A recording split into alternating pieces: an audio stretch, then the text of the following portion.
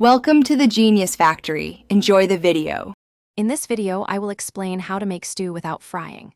We'll focus on building rich flavors and tender textures using simple techniques that skip the oil.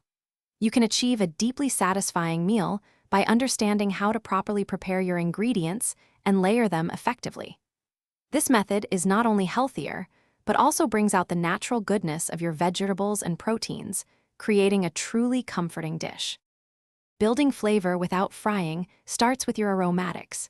Gently cook onions, carrots, and celery in a little broth or water until softened. Don't forget to add your dried herbs and spices early in the process. This allows their flavors to bloom and infuse throughout the stew.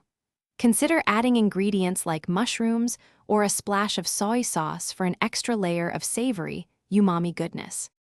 Hey everyone, if you're finding this guide helpful, please hit that like button and subscribe to the channel for more cooking tips.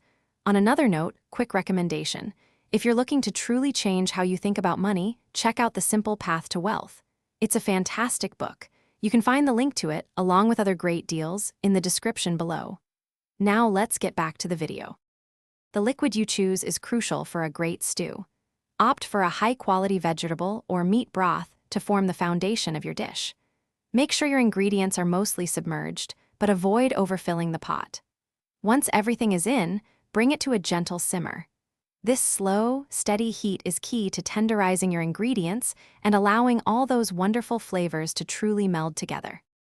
To achieve that perfect stew consistency, you can thicken it with a cornstarch slurry or a flour paste mixed with a little cold water. Stir it in gradually until your stew reaches the desired thickness. For delicate vegetables or fresh herbs, add them in the last 10 to 15 minutes of cooking to preserve their texture and vibrant flavor. Always taste and adjust your seasonings right before serving.